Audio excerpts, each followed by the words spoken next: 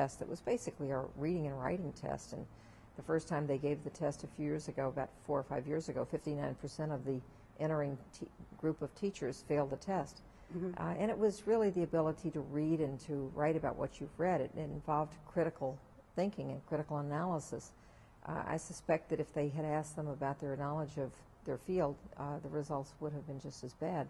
I mean, we've had for years a shortage of science and math teachers.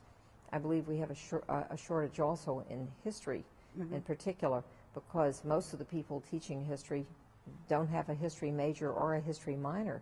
And it's sort of bizarre because you know that industry may be courting science and math majors, but where are the history majors and why are they not teaching history? I suspect there's also a shortage of people well trained in literature, because we've had years of downgrading the importance of literature. Right. And I must say part of the responsibility for this is in the schools of arts and sciences as well, where I've been told that... in the colleges, you mean? In the colleges, yes, and where students are learning theory as much as they're reading literature, and they're not reading the literature that they need as background to be good teachers. Yeah, well, I would agree with that.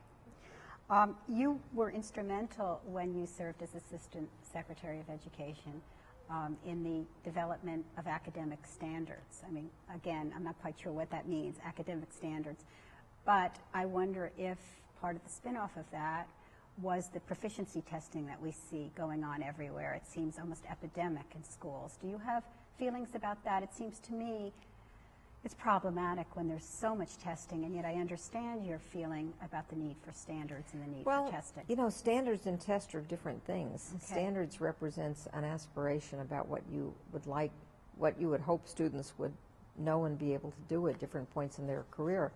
And it may or may not imply a test. Usually a standard without any kind of test associated with it turns out not to be a standard at all. What I was involved in when I was working in the federal government was the idea that we might be able to promote national standards. That turned out to be a very vain hope, or a false hope, because when various groups produced national history standards, they were very, very politically correct. There was a great national controversy about them. They went down in flames. And the same thing happened, actually something worse happened in the English standards.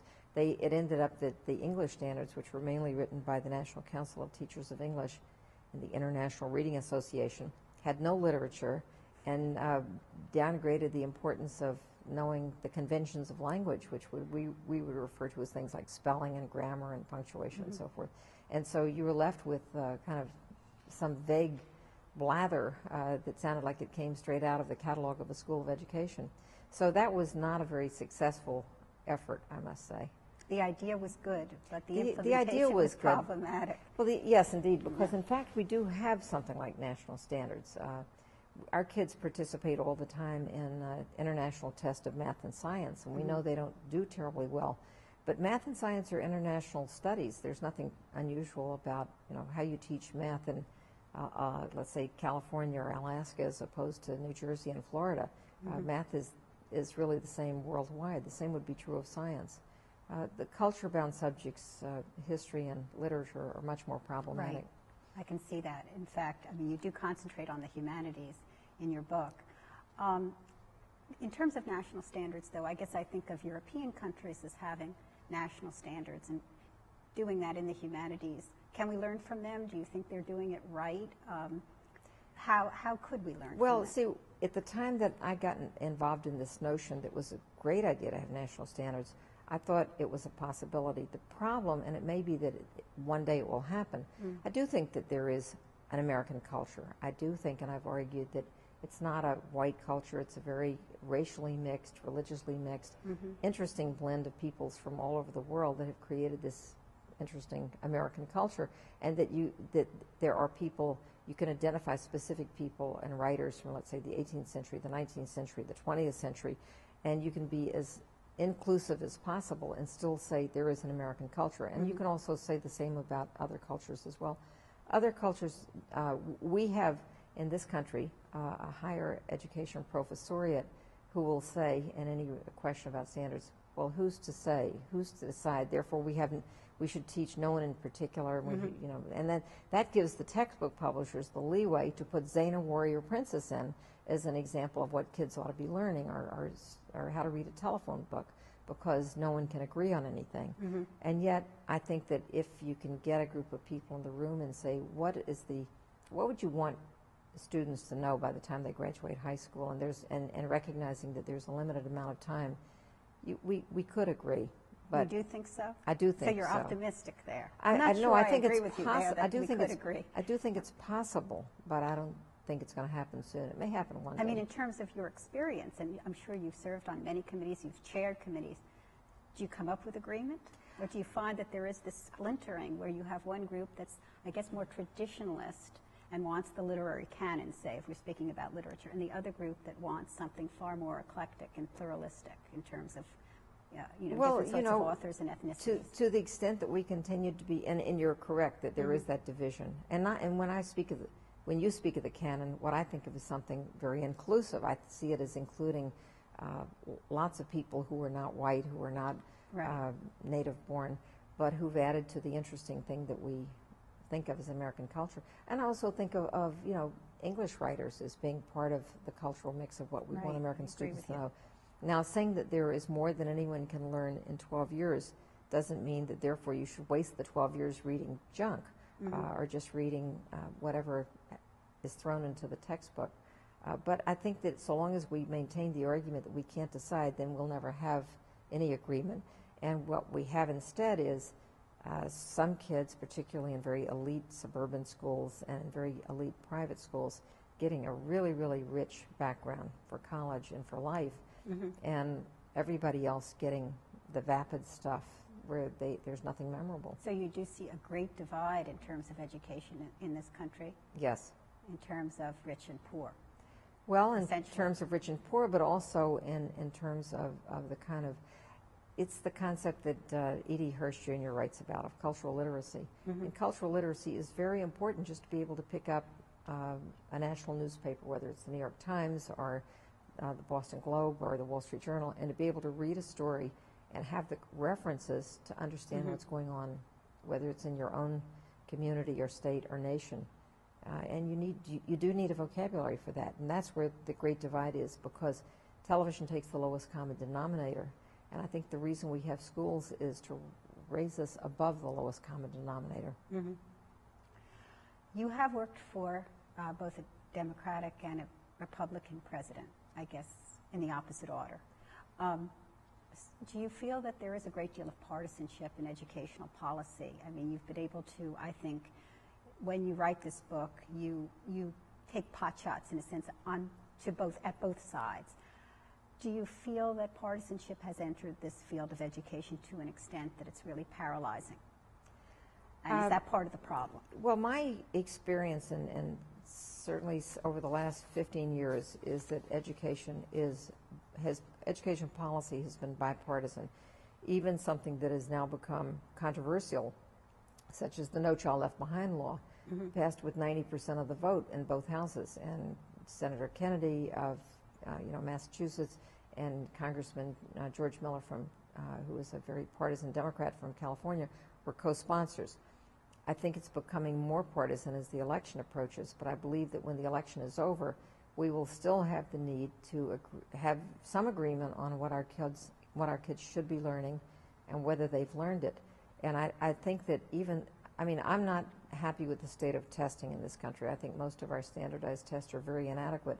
The best test right now, as far as I'm concerned, from a state point of view, is one in Massachusetts, which looks very much like the national test, which is given by the federal government. That is, it includes some multiple choice questions, some short answer questions, and some longer essay questions. Many states, however, just use multiple choice, and I think that's unfortunate, because you can't analyze or explain or get into any depth at all with the multiple choice question. But right, I agree with you. What do you think about the fact that the SAT now is, I guess, requiring a written component, which it hadn't done before? Were you in any way involved with that? Well, I was on a committee about 15 years ago, and I was at that time a lone voice urging them that the SAT should look more like subject matter and an essay And at that time, another member of the committee who was Asian American said that any essay question would discriminate against Asian Americans, and so the idea was not acceptable. Now apparently it is acceptable. So I think that's good. I think that to the extent that students understand that they will need writing skills in order to do well on the SAT, then this will be emphasized in high school, and that's very good. It might even get into the junior high schools. Yeah.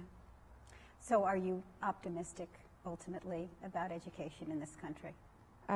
Well, I try to be optimistic. I was recently at an evening where I met, believe it or not, Cy Sims, and I know you refer to Cy Sims in your book, and his wife said to me, my mother was not a high school graduate, but she was very well educated. She was very well read, and she was better educated than me, and I'm a college graduate, and I'm better educated than my daughter, and she has even more education than I have. So I've thought, gee, that encapsulated so much of the feeling that I have that we had an educational and cultural tradition in this country where immigrants, you know, literally coming right off the boat, came and felt that they could learn about American culture, they could learn about at least some world culture, and get into some depth. And I feel that education has become in many ways too superficial.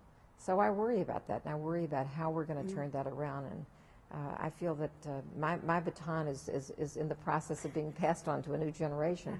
And I hope that there will be other people in education, teachers and also people in higher education, who will worry about whether there's enough depth and can we really have any kind of an interesting debate on whether it's on campus and society when people don't have any in-depth knowledge of history and of culture and of literature. And I don't think these are issues that should be reserved just for elites. I do believe in a very democratic kind of education where the man or woman on the street is able to have a conversation that goes above and beyond what's available on TV. I agree with you. Perhaps we need more historians to go and excavate what was done in the past that was good and try and learn from that. Well, I think that if we look to the past, we'd say, well, history, that was always a tough thing.